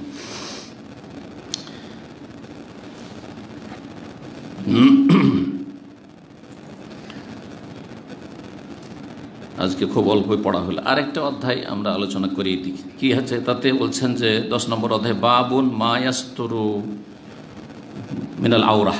এই অধ্যায় হচ্ছে যে একজন ব্যক্তি শরীরের কতটা স্থান আবৃত করবে। আওরত মানে ঢেকে রাখার স্থান, শরীরের কতটা জায়গা ঢেকে রাখবে। জি, সালাতে বিশেষ করে সালাতে, আর সালাতের বাইরে দুটো মাসলা আলাদা আলাদা এর আগে বলেছি। 367 নম্বর হাদিস আবু সাইদ খুদরি রাদিয়াল্লাহু তাআলা আনহু থেকে বর্ণিত, বলছেন যে আন্নাহু কাল নাহা রাসূলুল্লাহ সাল্লাল্লাহু আলাইহি ওয়াসাল্লাম, রাসূলুল্লাহ নিষেধ করেছেন আন ইস্তেমালিস সাম্মা, সাম্মা কাপড় পরিধান করতে, সাম্মা করে কাপড় জড়িয়ে নিতে। সাম্মা কাকে বলা হয়? সাম মানে হচ্ছে কোনো ছিদ্রবিহীন এমন কিছু করা, এমন কাপড় পরা যাতে কোনো রকমের ছিদ্র নেই, হাত বের করার জন্য, হাত বের করার জন্য কোনো ছিদ্র নেই। বড় চাদর বা এমন ধরেন জামার মতো করে তৈরি করেছেন কিন্তু হাত বের করার কোনো ব্যবস্থা নেই, এইখানে পরে নিলে গোটাটা ঢেকে গেল, হাত ভিতরে থেকে গেল। এইভাবে কেউ যদি সালাত আদায় করে আর আর এই হাঁটু সহ ঢেকে যাচ্ছে, কাঁধও ঢাকা আছে আর হাঁটু পর্যন্ত ঢাকা আছে, কিন্তু হাত বের করার ব্যবস্থা নেই, এই রকম পোশাক যদি কেউ পরে থাকে অথবা এমন করে বেঁধেছে যে হাত বের করা যাবে না তাড়াতাড়ি প্রয়োজন হইলে, রুকু সিজদার জন্য সিজদাতে হাত বের করা মুশকিল, অথবা হঠাৎ করে কোনো প্রয়োজন হইলো হাত বের করা মুশকিল, এই রকম কাপড় পরিধান করে সালাত আদায় করতে নিষেধ করেছেন। কেন নিষেধ করেছেন? রহস্য হচ্ছে দুইটি। একটি হচ্ছে যে এই রকম কাপড় পরে থাকলে রুকু সিজদা করার সময় যখন হাত বের করতে যাবে তো নিচের দিক থেকে বের করতে হবে, তাই না? কারণ সাইডে তো বের করার ব্যবস্থা নেই, তো নিচের দিক থেকে যখন বের করতে যাবে সিজদায় যাওয়ার সময় তখন পেছন দিক থেকে লজ্জাস্থান খুলে যেতে পারে, কারণ কাপড়টা তো ছেড়ে আসবে, তখন এইভাবে আসবে না, কাপড় উপরে চলে আসবে, যখন কাপড় উপরে চলে আসবে লজ্জাস্থান খুলে যাওয়ার আশঙ্কা আছে, যেটা সালাত অবস্থায় জায়েজ নয়। এটা একটা কারণ। আর আরেকটি কারণ হচ্ছে যে সালাত অবস্থায় যে কোনো এমার্জেন্সি অবস্থা বা এমার্জেন্সি পরিস্থিতি হইতে পারে, হঠাৎ করে সামনে সাপ একটা বিচ্ছু, মারতে হবে তাড়াতাড়ি করে, আর হাত তো ভিতরে ঢুকা আছে, তা থেকে হাত কী করে বের করবেন? পারবেন না, বের করতে পারবেন না। সুতরাং এই জন্য এটাকে অপছন্দনীয় বা এটাকে নিষেধ করা হয়েছে। সুতরাং এই রকম কাপড় পরিধান করে সালাত আদায় করা ঠিক নয়। প্রথম কারণ যদি দেখা যায় তো যেহেতু লজ্জাস্থান ঢেকে রাখা ফরজ, সুতরাং এই কাপড়ে সালাত আদায় করা না জায়েজ নয়, হারাম। আর দ্বিতীয় কারণকে যদি সামনে রাখি যে হঠাৎ করে কোনো এমার্জেন্সি হলে হাত টাত বের করতে পারবো না, তাহলে অপছন্দনীয়। এজন্য কেউ এটাকে মাকরু বলেছে। লজ্জাস্থান হয়তো খুলবে না কিন্তু হঠাৎ করে প্রয়োজনে হাত টাত বের করতে পারবে না, তাহলে এটা মাকরু, অপছন্দনীয়। ওয়াইয়াহতাবিয়ার রাজুলু ফি সাওবিন ওয়াহিদ, আর এটাও নিষেধ করেছেন দ্বিতীয় পোশাক, যে কোনো ব্যক্তি একটি কাপড় পরিধান করে এমনভাবে বসবে যে হাঁটুকে দাঁড় করে দিল, এহতেবার সঙ্গে বলছে, এহতেবা করে বসতে নিষেধ করে। সংক্ষেপে তর্জমা করে, এহতেবা একটি কাপড়ে এহতেবা করে সালাত আদায় করতে নিষেধ করেছেন। এখন এহতেবা কি জিনিস বোঝেন? এহতেবা হচ্ছে যে এমন একটি কাপড়, শুধু একটি কাপড় শরীরে রয়েছে, ওটা শরীরে কাঁধ থেকে নিয়ে হাঁটু পর্যন্ত একটি কাপড় রয়েছে, আর সেই কাপড়টা পরিধান করে হাঁটু দাঁড় করে আছে, পা রাখা আছে আর হাঁটু দাঁড় করে আছে, আর তারপরে এইভাবে ধরেন হাঁটু বা হাঁটুর নিচে যে পায়ের নলা আছে নলাটিকে ধরে আছে, এইভাবে যদি বসে তাহলে এটা জায়েজ নয়, সালাত অবস্থায় এরকমটা জায়েজ নয়। কেন? একটি কাপড়ে এরকম যদি করে তো লজ্জাস্থান খুলে যাওয়ার আশঙ্কা রয়েছে। একটু কেউ বসে দেখাতে পারলে ভালো এটাকে, যারা বুঝেছে। কে বুঝেছে এটা? কেউ বুঝেননি? আসেন, আমি বুঝিয়ে দিচ্ছি। একজন খালাস, একজন আসেন সামনে। এ আল্লাহ, কিন্তু নিতম্ব রেখে দিতে হবে। হ্যাঁ, ফ্লোরে আপনি পাছা রেখে দেন। হ্যাঁ, দাঁড় করেন, এভাবে যদি বসেন, আর একটি কাপড় যদি থাকে, এই নিচের দিক থেকে খোলার আশঙ্কা আছে না? এখন আপনার পায়জামা আছে সেজন্য কোনো ভয় নেই, আপনি বসে যাচ্ছেন, কিন্তু যদি পায়জামা না থাকে আর এরকম করে বসেন তো এই দিক থেকে খুলে যাওয়ার ভয় আছে কি না? এবার বুঝতে পেরেছেন? জি, এটা হলো এহতেবা করে বসা নিষেধ। এমনি বসাও নিষেধ, সালাতের অবস্থাও নিষেধ, আর সালাতের বাইরেও। এভাবে একটা কাপড় পরে আছেন আর এরকম করে বসেছেন। অনেকে কিন্তু লুঙ্গি পরিধান করে পা দাঁড় করে রাখে, এই দিক থেকে দোকানপাট সব খুলে গেছে। কথা বোঝা গেছে না? এরকম করলে চলবে না। তো কখন চলবে না? এহতেবা বলছে লাইসা আলা ফারজিহি মিনহু শাই, যদি তার লজ্জা স্থানের উপর অন্য কোনো কাপড় না থাকে, তাহলে বোঝা গেল যে যদি আন্ডার প্যান্ট থাকে, হাফ প্যান্ট থাকে তো অসুবিধা নেই, লজ্জা স্থান ঢাকা আছে। জি। 368 নম্বর হাদিস, আবু হুরায়রা রাদিয়াল্লাহু তাআলা থেকে বর্ণিত। তিনি বলছেন, নাহান নবী আন বাইআতাইন, নবী সাল্লাল্লাহু আলাইহি ওয়াসাল্লাম দুটো ব্যবসা নিষেধ করেছেন। এই হাদিসে দুটো ব্যবসা, মেলা ধরনের ব্যবসা নিষেধ আছে, তার মধ্যে এই হাদিসে দুটো ব্যবসা নিষেধ করেছেন। একটি হচ্ছে আনিল লেমাস, স্পর্শ করার ব্যবসা, আরেকটি হচ্ছে নেবাজে, নিক্ষেপ করার ব্যবসা, ফেলে দেওয়া। নাবাজে আম্বজে মানে ফেলে দেওয়া, নিক্ষেপ করা। আর লামাসে আলমাস মানে ছুঁয়ে নেওয়া, ছুঁয়ে নেওয়ার ব্যবসা নিষেধ করেছেন, আর ফেলে দেওয়া নিক্ষেপ করার ব্যবসা নিষেধ করেছেন। ব্যাখ্যা কি? ব্যাখ্যা হচ্ছে জাহিলি যুগের এই রকমের কিছু প্রতারণামূলক ব্যবসা ছিল, যাতে ক্ষতিগ্রস্ত হওয়ার আশঙ্কা, সে ক্রেতার হোক অথবা বিক্রেতার হোক, দোকানদার ক্ষতিগ্রস্ত হবে আর না হলে খরিদ্দার ক্ষতিগ্রস্ত হবে। লেমাস লামস থেকে ছুঁয়ে নেওয়া আগে থেকেই থাকতো, যে যেই কাপড় ছুঁয়ে নেবে সেটা কেনা ফরজ হয়ে যাবে। যদি একটা কাপড় ছুঁয়ে নাও তুমি, তাহলে সেটা কেনা কি হয়ে যাবে? ফরজ হবে। হঠাৎ করে একটা কাপড় ছুঁয়েছে, যেমন ছুঁয়েছে, আর তারপরে তার কেনা বেচা পাক্কা হয়ে গেছে। বলছে না ভাই, কেনা হইল না, কারণ এতে দেখছি যে একটু ফাটা আছে বা কিছু দোষ আছে। বলছে না, চলবে না, তুমি ছুঁয়ে এনেছো, তুমি ছুঁয়ে এনেছো। না, এই ছুঁইলো, কিন্তু কাপড়টা দেখলো পরে, দেখতে তো খুব সুন্দর, নকশার তার মানে রং টং খুব সুন্দর, কিন্তু কাপড়ের কোয়ালিটি ভালো না। ছুঁয়ে এনেছে আগে থেকে, কারণ এই হারাম ব্যবসা চলে আসছিল জাহিলি যুগে। ছুঁয়ে নিলেই ব্যবসা কি হয়ে গেল? আগদ সম্পূর্ণ হয়ে গেল। ব্যবসার যে বন্ধন রয়েছে সেটা সম্পূর্ণ হয়ে গেল, আর কোনো এখতিয়ার থাকলো না রিজেক্ট করার, এটা জায়েজ নয়। ফেলে দেওয়া, নাড়ানাড়ি করছে। আমাদের দেশে দেখেছেন, শাড়ি কিনতে গেছেন, লুঙ্গি কিনতে গেছেন, দোকানে কতগুলি খুলে, একটা কাপড় কিনবেন কি কিনবেন না, এমনি হয়তো দেখতে গেছেন, আর এতগুলি কাপড়, এটার পর ওইটা, এটার পর ওটা। প্রথম সস্তাগুলো ফেলে সামনে, যে দেখি হয়তো সস্তায় কিনবে। আপনার পছন্দ হয়েছে না, আপনার পছন্দ হয়েছে না, যখন দেখছে যে লোক পছন্দ হয়েছে না, একটু পয়সাওয়ালা মনে হচ্ছে, তখন দামিগুলো বের করবে, এতগুলো বের করে না, করে না? জাহিলি যুগে করতো কি? নবী সাল্লাল্লাহু আলাইহি ওয়াসাল্লামের আমলে, তার আগে এগুলো, এই ব্যবসাগুলি নিষেধ করা হয়েছে, কারণ এগুলোতে ধোঁকাবাজি রয়েছে, ক্ষতি হওয়ার আশঙ্কা আছে। জি, একটা কাপড় সে লাড়তে লাড়তে তার দিকে ফেলে দিচ্ছে, ক্রেতা যে খরিদ্দার এসেছে সে তার দিকে ফেলে দিচ্ছে, বলছে এই যে নাবাজে ফেললো, নাবাজে আম্বজে মানে ফেলে দেওয়া, ফেললো। হ্যাঁ, তোমার কেনা জরুরি হয়ে গেছে, কারণ তুমি এটা কি করেছো? মোনাবাজার ব্যবসা। অন্য রেওয়ায়েতে রয়েছে নাহানিল মোনাবাজাতে ওয়াল মোলামাসাতে। কেউ ছুঁয়ে নিলে, বিক্রেতা ছুঁয়ে নিল ফরজ, অথবা ক্রেতা, বিশেষ করে ক্রেতা, তুমি খরিদ্দার আর তুমি ছুঁয়ে ফেলেছো, অথবা তুমি এটা আমার দিয়ে ফেলে দিয়েছো, এই যে আমার দিয়ে ফেলে দিয়েছো, এখন কিনা জরুরি। আমার অনেক সময়, না এটা লাগবে না, লেন এটা লেন, দেখান, অন্যগুলো দেখান। বলছে না, তুমি আমার দিকে ফেলে দিয়েছো, কেনা ফরজ হয়ে গেছে, তোমার নিষেধ করেছে। ওয়াইয়াস্তামিলা সাম্মা, আর সাম্মা পরিধান করতে, সাম্মার তফসির হয়ে গেছে, হয়েছে না? এমন কাপড় পরা যাতে এমন কোনো ছিদ্র নেই হাত বের করার জন্য। ওয়াইয়াহতিবা রাজুল ফি সাবিন ওয়াহিদা, আর একটি কাপড় ইহতিবা করা, একটি কাপড় লজ্জাস্থানে অন্য কোনো কাপড় নেই, ইহতিবা করে বসা, নিতম্ব মাটিতে রেখে আর হাঁটু দাঁড় করে, হ্যাঁ, আর নলাগুলি ধরে এইভাবে বসা, এটা নিষেধ করেছেন। জি, 369 নম্বর হাদিস। আর এই দিয়ে ইনশাআল্লাহ শেষ করছি আজকে। আবু হুরায়রা রাদিয়াল্লাহু তাআলা হতে বর্ণিত, তিনি বলছেন, বাসানি আবু বকর ফি তিলকাল হাজ্জা, আবু বকর সিদ্দিক রাদিয়াল্লাহু তাআলা আমাকে প্রেরণ করলেন সেই হজে, মানে যেই হজে আবু বকর সিদ্দিক রাদিয়াল্লাহু তাআলা আমিরুল হজ হয়ে গিয়েছিলেন, সেটা ছিল কোন হিজরি? কেউ বলতে পারেন?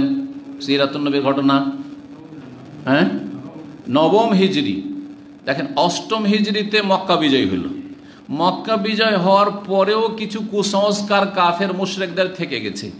এখনও আরবের বিভিন্ন অঞ্চল থেকে সেই কুসংস্কার নিয়েই তারা উমরা করতে আসতো, হজ করতে আসতো, আর মক্কার এসে বাইতুল্লাহর তওয়াফ করতো। তার মধ্যে একটি ছিল উলঙ্গ হয়ে কি করা? তওয়াফ করা, উলঙ্গ হয়ে তওয়াফ করা। তারপরে একটা ছিল যে মুসলিমও বাইতুল্লাহর তওয়াফ করেছে, আর মুশরিক পৌত্তলিক বাইতুল্লাহর তওয়াফ করছে, করতো না? নবী করিম সাল্লাল্লাহু আলাইহি ওয়াসাল্লাম মক্কি জীবনে 13 বছর দেখেছেন, কাবা ঘরে তওয়াফ করতেন না? তিনিও তওয়াফ করতেন, এদিকে আবু জাহালও তওয়াফ করছে, আবু লাহাবও তওয়াফ করছে, ছিল না? ছিল না?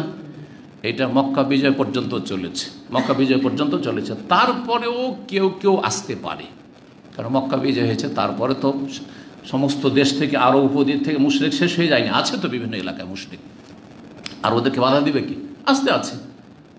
তো 9ম হিজরিতে রাসূলুল্লাহ সাল্লাল্লাহু আলাইহি ওয়াসাল্লাম আবু বকর সিদ্দিক রাদিয়াল্লাহু তাআলা আনহুকে আমিরে হজ করে পাঠালেন, হজের দায়িত্বশীল করে পাঠালেন, যে তুমি যাও এই বছরে হজের দায়িত্বশীল হয়ে, এবং তার সাথে তার পরে পরে আলী রাদিয়াল্লাহু তাআলা আনহুকে নিজের বংশের পাঠালেন সূরা তওবার আয়াতগুলি শুনিয়ে শুনে ঘোষণা করার জন্য মিনা আরাফা মুজদালিফায়, যাতে করে এই আয়াতগুলি শুনে নেই আর আগামী বছর থেকে কোনো মুশরিক কাফের এই মক্কা নগরীতে প্রবেশ না করে। কারণ মক্কা নগরী প্রবেশ করার জন্য একটা ভিসা লাগবে, যেমন বিভিন্ন দেশে ঢোকার জন্য ভিসা লাগে না? লাগে না? এখন ওই দেশে যদি আমার যে কোনো দেশে আমাকে ঢুকতে দেবেন, আপনাকে ঢুকতে দেবেন না, যদি বলি যে না এটা মানবাধিকার লঙ্ঘন, তাহলে আমার কথা ভুল না? ভুল নয়? অবশ্যই ভুল। ওরা বলবে যে আমাদের দেশে ভিসা স্টাম্পিং করেন তারপরে আসেন, বলবে না অধিকার আছে কি নেই? তো তাদের যদি অধিকার থাকে যে আমাদের দেশে আসলে ভিসা লাগিয়ে আসতে হবে, নাহলে আসতে দেবো না, বর্ডার আছে আমাদের দেশ আমাদের, তাহলে আমাদের ইসলামেরও অধিকার আছে। 14 বছর আগে থেকে এটা বলা হয়েছে যে এমন একটি পৃথিবীতে আল্লাহর জমিন আছে, যেই জমিনে একমাত্র মুমিন মুওয়াহহিদ শিরক মুক্ত কুফরি মুক্ত ব্যক্তি প্রবেশ করতে পারে। সুতরাং সেখানকার একটা ভিসা লাগবে। আসলে মক্কা নগরীতে প্রবেশ করলে ভিসা লাগবে। সেই ভিসার নাম হচ্ছে ইসলাম, সেই ভিসার নাম হচ্ছে তৌহিদ, সেই ভিসার নাম হচ্ছে লা ইলাহা ইল্লাল্লাহ। কথা বোঝা গেছে না? তোমাদের অধিকার আছে। কারণ অনেকে প্রশ্ন করে কেন আমাদেরকে মক্কায় ঢুকতে দেওয়া হয় না? খুব সহজ। আর তোমাদের ভিসার জন্য কত হয়রানি করো, আর তারপরে ইন্টারভিউ দিতে হয়, এমবেসিতে উঠতে হয়, আর তারপরে তোমরা রিজেক্ট করে দাও। আমরা তো রিজেক্ট করবো না। এসে বলো যে আশহাদু আল্লা ইলাহা ইল্লাল্লাহ ওয়া আশহাদু আন্না মুহাম্মাদান রাসূলুল্লাহ, আর তারপরে আমরা ইসলামিক সেন্টার থেকে একটা পেপার লিখে দিচ্ছি টেম্পোরারি তোমাকে এফাদা সার্টিফিকেট, আর তুমি এক্ষুনি তুমি বেরিয়ে চলে যাও, তোমাকে রাস্তায় কেউ কিছু বলবে না, তোমার পাসপোর্ট অমুসলিম হলো, চলে যাও। আছে না নাই? বাস্তব। এত সহজ কথা বুঝে আসে না? যুক্তি, আজকাল যুক্তির যুগ, যুক্তিতে মুক্তি খুঁজে এই ক্ষেত্রে যুক্তি দেবে না। আল্লাহ যে বলেছেন যে ফালা ইয়াদখুল মাসজিদাল হারামা বাদা আমিহিম হাযা, এই বছর পরে কোনো মুশরিক প্রবেশ করবে না। তো যদি কেউ বলে অমুসলিমরা অথবা অনেক নাস্তিকরা বলে থাকে যে এটা তো অবিচার হচ্ছে, যে মক্কায় কেন ঢুকতে দেওয়া হবে না, তো এই করতে দেওয়া হবে না, হ্যাঁ এটা ভিসার ব্যাপার আছে। আল্লাহ চান না যে সারা পৃথিবীকে শিরক কুফরি দিয়ে নাপাক করে দাও। কমপক্ষে একটা ক্ষুদ্র জমিন থাক, যেই জমিনটি শিরক কুফরি থেকে সবচেয়ে বড় অপরাধ থেকে মুক্ত থাক, আর সেটা হচ্ছে মক্কাতুল মুকাররমা হুদুদ হারাম। এবার বুঝতে পেরেছেন? কারণ শিরক দিয়ে কুফরি দিয়ে কবর মাজার পূজা দিয়ে আর মূর্তি পূজা দিয়ে নাপাক করে রেখেছো। সুতরাং এই নাপাকি থেকে আল্লাহ রাব্বুল আলামিন এই মক্কা নগরীকে পাক পবিত্র রাখতে চেয়েছেন। এর ভিসা হচ্ছে তৌহিদ, লা ইলাহা ইল্লাল্লাহ। সহজ। তো আবু বকর সিদ্দিক রাদিয়াল্লাহু তাআলা আনহুকে পাঠিয়েছিলেন ওই হজে ফি মুআজ্জিনিনা ইয়াওমান নাহার, কোরবানির দিনে ঘোষকদের। কাকে পাঠিয়েছেন? আবু হুরায়রা রাদিয়াল্লাহু তাআলা আনহুকে আবু বকর পাঠাতে, আবু বকর আমির, তিনি আবু হুরায়রাকে পাঠালেন। বেশ কয়েকজন যে ঘোষক ছিলেন, কারণ একজনেতে এত লোকের মাঝে মেনায় ঘোষণা করা সম্ভব নয়, আর কোরবানির দিন, তো কোরবানির দিনে ঘোষণা দেওয়ার জন্য পাঠালেন। আবু হুরায়রাকে বলছেন নুআজ্জিনু বিমিনা, আমরা মিনাতে ঘোষণা করছিলাম। কি ঘোষণা ছিল? আল্লাহ ইয়াহুজ্জা বাদাল আমে মুশরিকুন, এই বছরের পরে কোনো মুশরিক হজ করতে পারবে না, কোনো পুত্তলিক, কোনো মুশরিক বহুত্ববাদী হজ করতে পারবে না। আর কি করতে পারবে না? তাহলে যদি হজ করতে হয় তাহলে কি করতে হবে? সহজ ভাষা একটা ভিসা নিয়ে নাও। যেমন আজকাল তাসরি নিতে হচ্ছে, মুসলিমদেরকেও তাসরি নিতে হচ্ছে 5 বছর পর পর, তাই না? পারমিশন ছাড়া তো আপনি গেলে চরম অপরাধী, ঠিক আছে আইনে। কারণ এটাতে বৃহৎ স্বার্থের জন্য, যাতে করে বেশি ভিড়ভাড় না হয়, যারা জীবনে হজ করেন তারা সুযোগ পায়। আমরা প্রতি বছর এখানে থাকি, সেই জন্য যেতে থাকবো। তো এই তাসরি যদি করাটা যদি বাঞ্ছনীয় হয় এবং যুক্তিযুক্ত হয়, তাহলে আল্লাহর ঘরে যাওয়ার জন্য লা ইলাহা ইল্লাল্লাহর তাসরি নিয়ে নাও, পারমিশন নিয়ে নাও, চলে যাও। ওয়ালা ইয়াতুফু বিল বাইত ওরিয়ান, আর বাইতুল্লাহর কোনো উলঙ্গ ব্যক্তি যেন তওয়াফ না করে। জাহিলিয়াতের যুগে উলঙ্গ হয়ে তওয়াফ করছে নর এবং নারী, বাইরে থেকে এসেছে যারা, বিশেষ করে তারা বলতো যে এই সব কাপড় পরে কি করা যাবে না, তওয়াফ করা যাবে না। যেই কাপড় পরে আমরা কত গুনাহ করেছি, পাপ করেছি। নতুন নতুন কাপড় কার কাছ থেকে? তা নতুন থাকলেও আমরা তো পাপি তাপি। যেমন ব্রাহ্মণ, এটি ছিল ব্রাহ্মণ্যবাদ। হিন্দুদের ধর্মে কি আছে? মন্দিরে কারা প্রবেশ করবে? একমাত্র ব্রাহ্মণ, মুখার্জি, চ্যাটার্জি, ব্যানার্জি, তাই না? আর যারা ব্রাহ্মণ নয় তারা বাইরে থেকে তোমরা পূজাগুলো ব্রাহ্মণকে ধরিয়ে দাও, হ্যাঁ, আর তারপরে তোমরা দেখো যে তোমাদের পূজা চলছে। বাইরে থাকো, শূদ্র, চরম অপরাধ যে তুমি মন্দিরে প্রবেশ করবে। বুঝা গেছে না? এই বৈষম্য, ইসলামে এই বৈষম্য নেই। লা ইলাহা ইল্লাল্লাহ পড়ে সবাই মুসলিম, কে বাঙালি, কে হিন্দি, কে কালো, কে সাদা, সব সমান, সব সমান। জি, হজের ময়দানে এসে এহরামের কাপড়ে, একটা আমির রাজাও এহরামের কাপড়ে, আর একটা গরিব মিসকিন ক্লিনারও এহরামের কাপড়ে, একই বস্ত্র। জি, আল্লাহু আকবার। তো কোনো উল্লঙ্গ ব্যক্তি বাইতুল্লাহর তওয়াফ করতে পারবে না।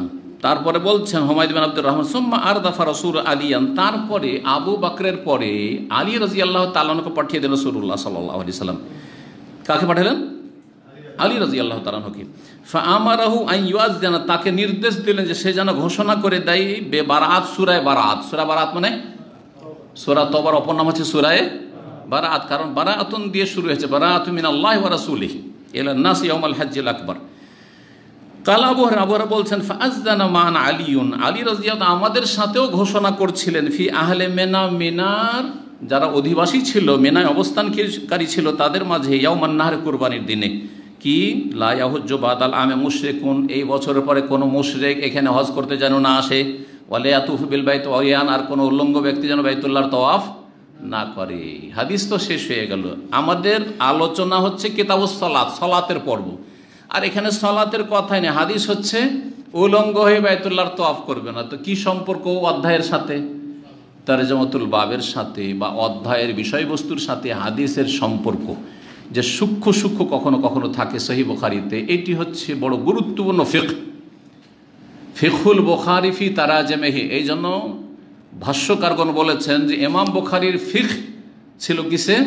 তার তরজমাতুল বাব অধ্যায়ে, যে অধ্যায়ের সাথে হাদিসকে সম্পৃক্ত করতে পারলো, যে কি সম্পর্ক, কি রিলেশন আছে, সে তাহলে বুখারী বুঝতে পেরেছে, আর না হলে বুখারী বুঝতে পারেনি। কি সম্পর্ক বলেন? আমাদের পর্ব হচ্ছে সালাত, আর এখানে হাদিস হচ্ছে কিসের? বাইতুল্লাহর তওয়াফ করা। কি সম্পর্ক হইতে পারে? বাইতুল্লাহর তওয়াফে পোশাক লাগবে, এই হাদিস প্রমাণ করে যে বাইতুল্লাহর তওয়াফে কি লাগবে? পোশাক লাগবে। সালাতের কথা কোথায় আসলো? না, এটাকে বলা হয় যে যদি বাইতুল্লাহর তওয়াফ করতে পোশাক লাগে, উলঙ্গ হয়ে তওয়াফ করা জায়েজ না হয়, তাহলে এই বাইতুল্লাহর তওয়াফের চাইতে গুরুত্বপূর্ণ ইবাদত, অনেক গুরুত্বপূর্ণ ইবাদত হচ্ছে সালাত, নামাজ। সুতরাং সালাত অবস্থায় কি করে তোমার উলঙ্গ অবস্থায় বা সতর না ঢেকে, রান না ঢেকে কি করে সালাত হইতে পারে?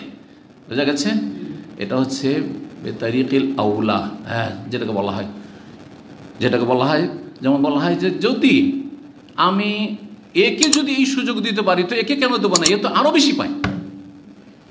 তাই না? আমরা এরকম যে এই ব্যক্তি যদি এখানে বসার সুযোগ পায়, এই ব্যক্তি, তাহলে এ কেন পাবে না? এ তো ওর চাইতে বড় ব্যক্তি, একদম ঠিক ওই রকমই বাইতুল্লাহর তওয়াফে যদি কাপড় লাগে, কাপড় ছাড়া, সতর ঢাকা ছাড়া বাইতুল্লাহর তওয়াফ চলবে না, তাহলে সালাত তো তার চাইতে বেশি গুরুত্বপূর্ণ, সেখানে তো অবশ্যই কাপড় লাগবে। এইভাবে। ও সাল্লাল্লাহু সাল্লাম নবিয়ানা মুহাম্মদ ওয়া আলা আলিহি ওয়া সাহবিহি আজমাইন।